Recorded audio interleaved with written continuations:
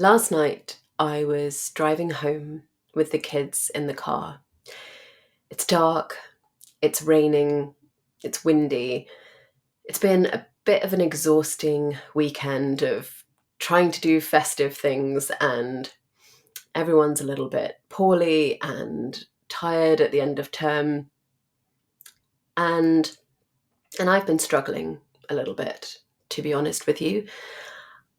In fact, I think I've been experiencing a bit of a crisis of confidence in the last week or so.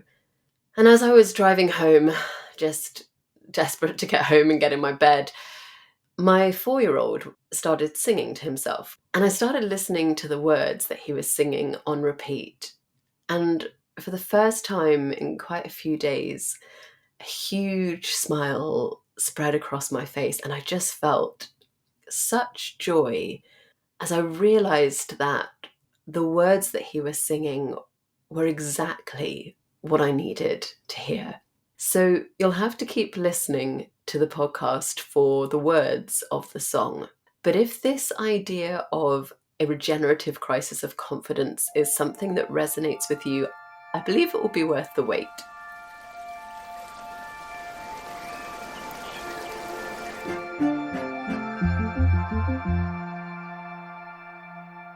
Let's start by thinking a little bit about why we might be experiencing crises of confidence. Now, to speak personally, I know that it has not been helped by me being unwell, and that's felt like quite a protracted illness now. I'm doing fine, but I've just had this chest infection that won't shift. You can probably hear it still a little bit in my voice. I'm kind of getting out of breath and a little bit dizzy, and I'm finding it very frustrating.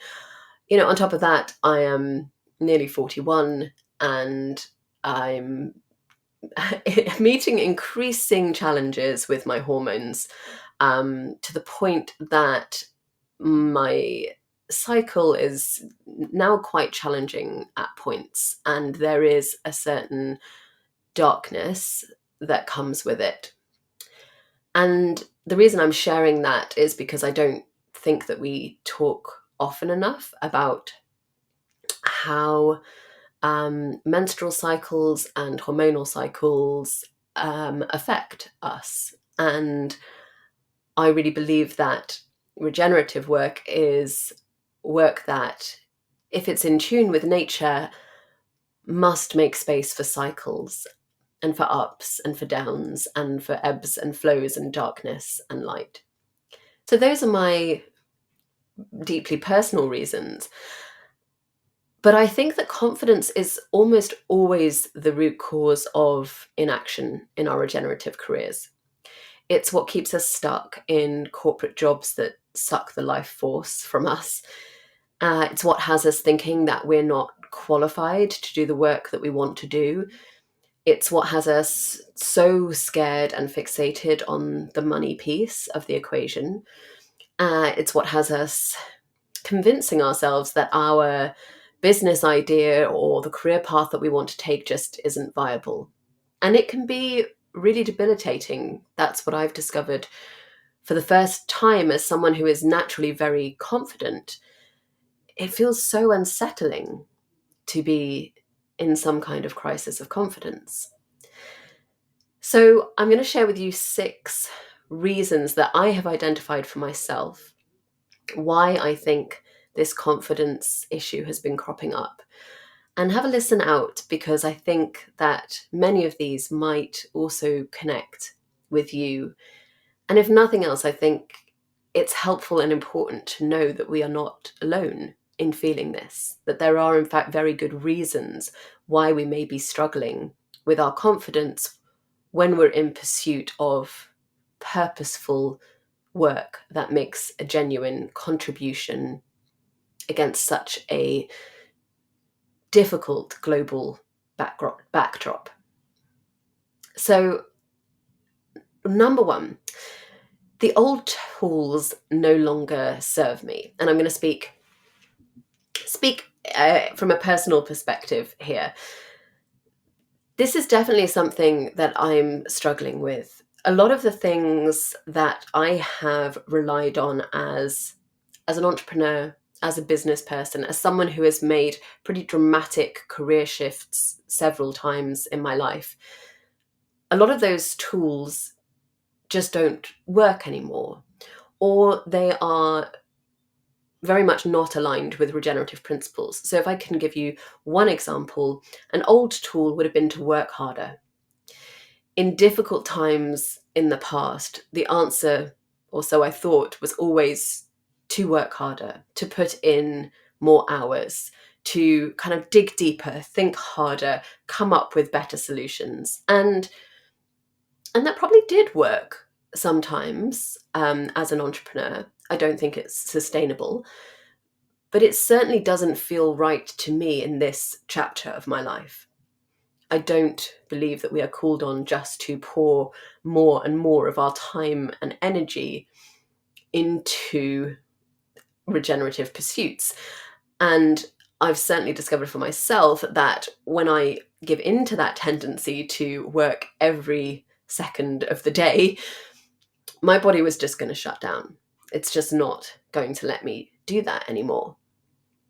So, and there are many other examples, but they're all sort of a similar, they're in a similar vein. This idea that, our productivity is directly related to our success and our worth, and all the sort of paradigms that are caught up around that in terms of, putting in the hours, doing the grind, finding our hustle, whatever it might be. Those tools no longer serve me. A second reason is that I am disentangling from a system that I've known all my life. And perhaps those words are too dramatic, I don't know, but that is what it feels like to me. There are so many different facets of what that means. One is stepping outside of my identity as, a CEO and founder and business leader, and rediscovering who I am without those labels. And a very big part of it is my ongoing and very necessary journey around anti-colonialism and anti-racism and understanding systemic injustice. And that's something I still have so much work to do on. And it's very difficult when you start to realize that the system that you just sort of understood as the way the world was a system actually that was just set up really to support people like you and deliberately exclude many other people. And again, there are other elements around, in America, I think what we would refer to as the American dream. I don't think we have an equivalent terminology here in the UK, but I certainly grew up, and I think many other people did, with this idea that our life's path would be, going to university, pursuing the career path, getting the good jobs, earning a certain amount of money, meeting the right person, getting the house, getting the bigger house. I actually don't know where that chain ends. I'm not sure that there is an end to it. I think that's entirely part of the problem. There's always something more that we're supposed to be working towards. And when you start to reject those constructs and say, I don't want to live like that, and actually things that I thought were positive, supportive frameworks are in fact very dangerous to many people or very self-serving, there's a real loneliness, I think, that comes with that, and a very unsettled sense.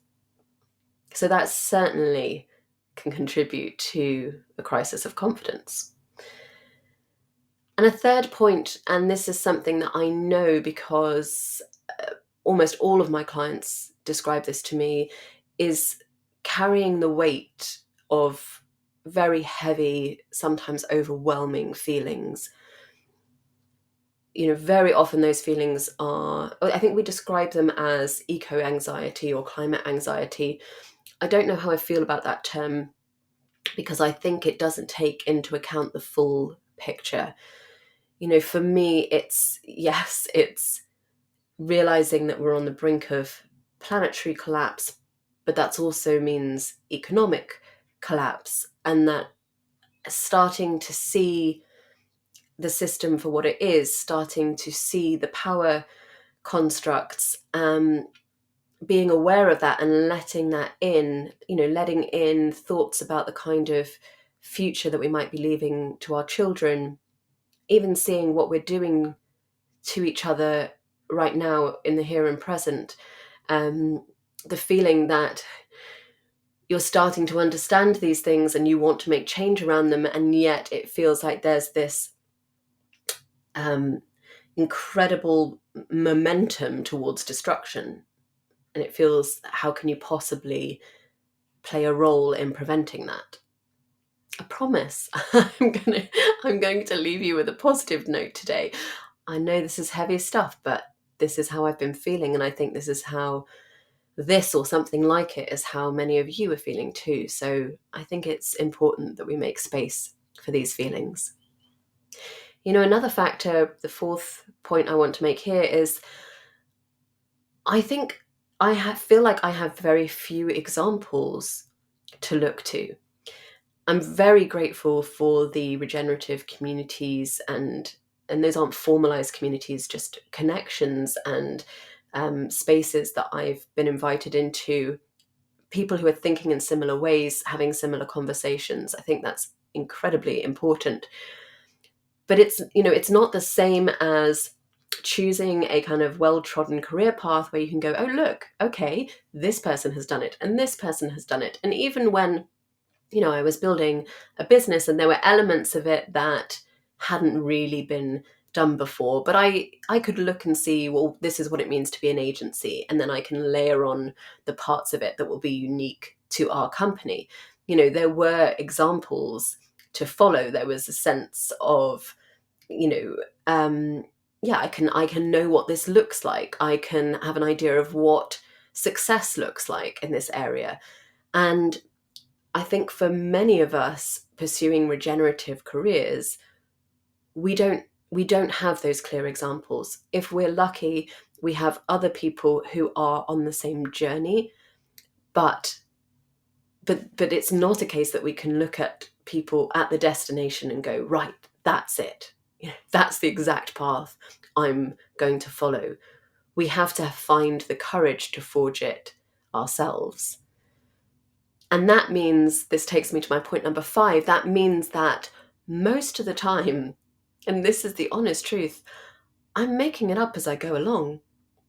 And I've done that throughout my career. I'm pretty good at it. But for some reason, I think the stakes just feel so much higher. Not for some reason, for all the reasons I've just described, the stakes feel so much higher. It feels like there isn't a luxury of time or complacency anymore. And I applaud making it up as you go along. It is exactly what I would encourage you to do, because it is what everybody else is doing, actually. And the difference is just that some people are very good at making it look like they know exactly what they're doing. It's often a case of who is speaking the loudest. Everyone is making it up. But when you're making it up and you're dealing with weighty feelings and you're disentangling from the system and the old tools no longer serve you, it feels even more frightening, I think. And then the final thought that I had around this, number 6, was I can't see the destination. And that has been the case for about 2 years now, since I made the decision to sell my previous company and step into whatever the next chapter of my life would be. I actually distinctly remember the moment that I made that decision, and I made a commitment to myself to move forward without needing to know what the destination would be, and just to focus on the next right step. I've been doing it for 2 years now, and it's still scary. It's still unsettling. It's also joyful, but it isn't easy. And This isn't to say that I have no idea where I'm going. Of course, I know exactly the kind of work I want to do within regenerative work life. I love working with my clients. I can see exactly what we can achieve together. I have an idea of how I want this business to fit within my life and this particular phase that I'm in my life, and the balance I want to find there. I have very early ideas about what I will do when I'm in a position to have impact beyond my business. I may have shared with you before, what I really want to do is to find a way to invest into rewilding projects, perhaps even have my own rewilding project, and for the benefit of the business to flow into rewilding. But it's very much in ideation stage. And I just have to have the confidence. And as to you, my friend, just have the confidence to keep taking that next right step. And it's okay if it feels wobbly as we do that. Of course it does. So I hope you hear that you are not alone. It is absolutely natural to feel this way. And as I said, I am someone who is naturally very confident. I thrive on change and challenges, and I am struggling with this too. So what do we do together when these feelings, these little crises of confidence pop up? What do we do? I actually have 3 ideas that I'll share with you, and the third one, I promise I will even sing a little of the song for you. So the first one is to be in community, as I've mentioned. And one of the things I want to focus on in 2025 is to create more community space within regenerative work life. This is very much in the early stages, but I would love for you to come and join us on our LinkedIn page, the Regenerative Work Life LinkedIn page. Claire, my community manager, and I are finding ways all the time to make that more of a community space. And I'm also going to be hosting some kind of community cafe, perhaps monthly next year, where anyone who is on this journey out of corporate or out of the corporate mindset and towards a regenerative career or starting a regenerative business can just come together to share ideas, to be in solidarity, to offer help or to ask for help, and just be in a room with each other, as Claire beautifully put it when we were discussing this idea. So if that's something that interests you, then make sure that you either follow the page, the LinkedIn page, just search Regenerative Work Life, or subscribe to my weekly emails. If you go to regenerativeworklife.com/subscribe, you can sign up there. You'll get weekly advice for your regenerative career, as well as invitations to any live trainings or these community events that I'm going to be hosting. The second point is know your why.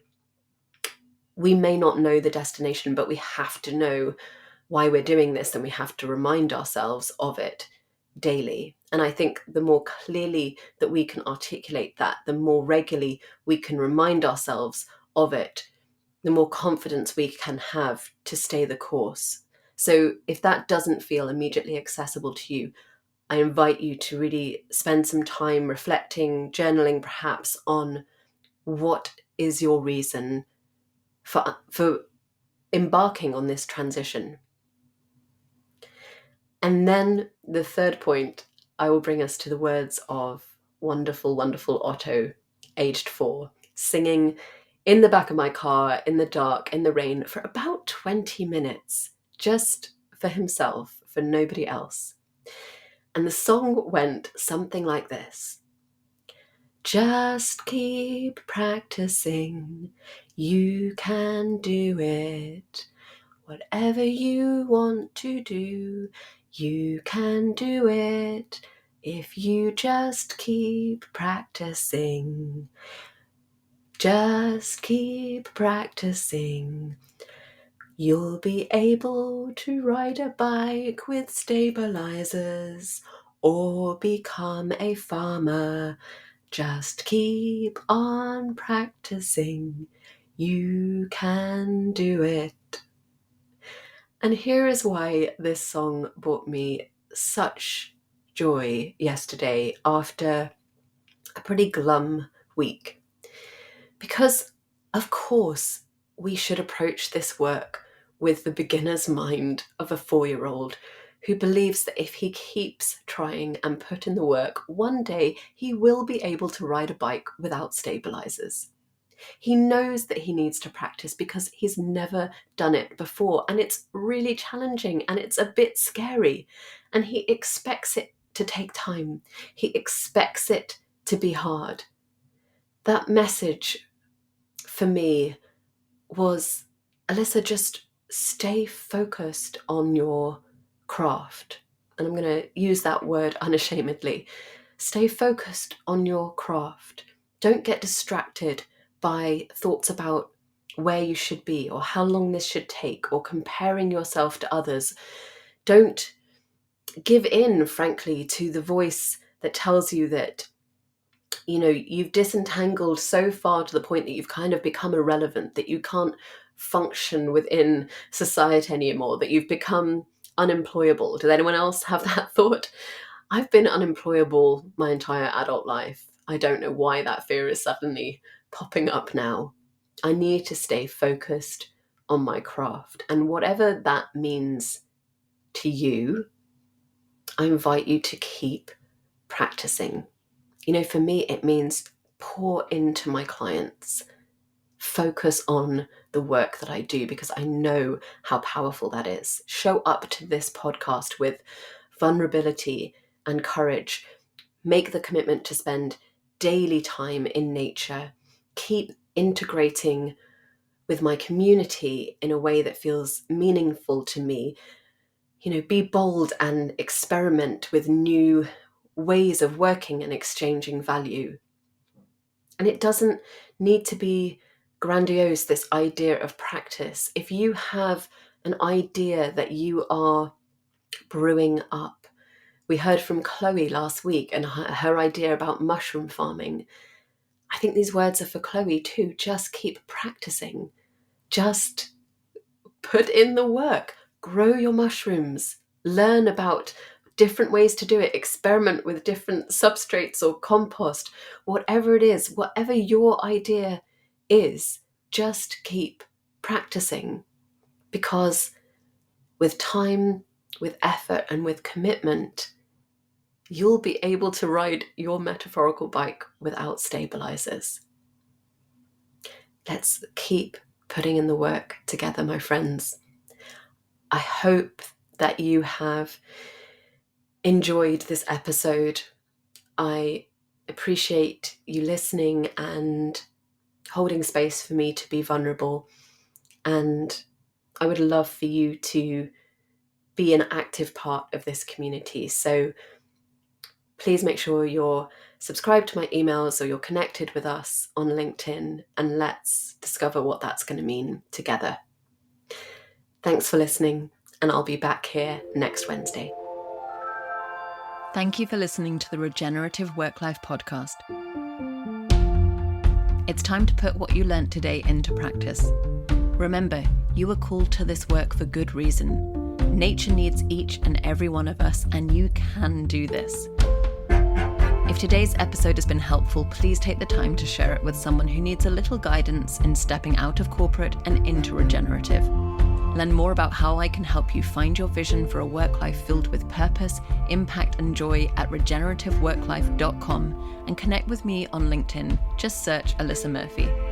I'll see you back here soon for the next episode.